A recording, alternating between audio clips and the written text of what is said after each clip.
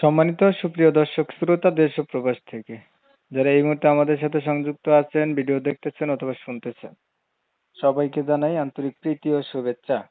বন্ধুরা, আমি কথা বলছিলাম সুইট সুন্দরী একটি আপুর সাথে প্রতিবেদন করবে। কয়েকদিন আগে থেকেই যোগাযোগ করছে আমার সাথে। কেন আসলো প্রতিবেদনে বিস্তারিত ভিডিওতে থাকছে, আপনারা অবশ্যই ভিডিওটা কন্টিনিউ করবেন। আসসালামু আলাইকুম। ওয়ালাইকুম সালাম। সালামু আলাইকুম। ওয়ালাইকুম আসসালাম, ভালো আছেন?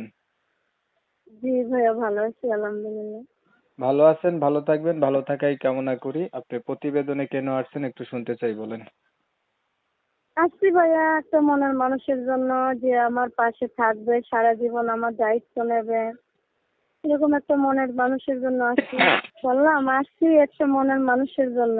মনের মতন মানুষ পাইলে বিয়ের সাথে বসবো, যে আমার দায়িত্ব নেবে, আমার পাশে থাকবে, 5 ওয়াক্ত নামাজ পড়ার সুযোগ করে দেবে। আপনার আগে বিয়ে হয় নাই ভাই? না ভাইয়া, হয়নি। বর্তমানে পরিবারে আছে কে কে আপনার?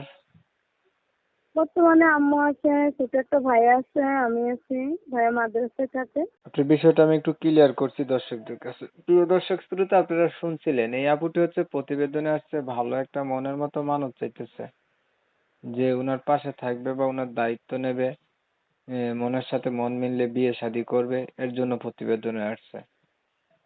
তো আমি আন্তরিকভাবে দুঃখ প্রকাশ করছি কমিউনিটি গাইডলাইনের কারণে, ইউটিউবের নিয়ম কানুন, নতুন আপডেট এগুলা মানতে গিয়ে ওনার নাম ঠিকানা আপনাদের মাঝে নিতে পারতেছি না। আপনারা হচ্ছে পরবর্তীতে ওনার কাছ থেকে অবশ্যই জেনে নেবেন। বিস্তারিত কিছু কথা আলাপ থাকছে, ভিডিওটা কন্টিনিউ করেন আপনারা। আপু, আপনার বর্তমান যে বয়স কত চলে? 18 ভাইয়া। পড়াশোনা কতটুকু করছেন? পড়াশোনা বেশি একটা করতে পারি নাই, 7 পর্যন্ত পড়ছি। তো ধরেন আপনি মনের মতো মানুষ চাইলেন, আপনি মনের মতো মানুষটা পাইলেন, এখন দেখা গেছে ওই মানুষটার বয়স একটু বেশি হলো, দেখতে একটু কালো হলো, অথবা আগে বিয়ে করছে, যেহেতু আপনার আগে বিয়ে হয় নাই, কিন্তু যে আপনাকে দায়িত্ব নিল তার আগে বিয়ে হইছে, আগে বিয়ে করছে, এমন হইলো, তখন কি করবেন? সমস্যা নেই। কেন সমস্যা নেই? আপনি সে একটা যে অবিবাহিত আমার মানুষ। এখন আমার কপালে যদি ইয়াং ছেলে লেখা থাকে তো ইয়াং পড়বে, আমার কপালে যদি বৃদ্ধ লোক লেখা থাকে তো বৃদ্ধ লোকই পড়বে। আর এমনকি ইয়াং ছেলেদের কাছে যেন দিয়ে বসবো, সেটা আমাকে রাখবে না, কেননা আমি গরিব।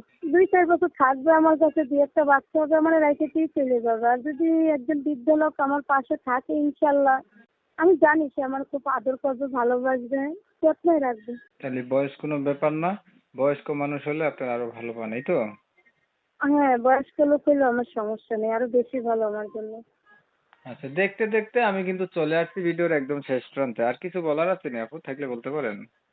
না ভাইয়া, আর কিছু বলার নাই। তো আমি ভাইয়াদের কাছে বলি, কোনো খারাপ উদ্দেশ্য নিয়ে আমাকে কেউ কল দিবেন না।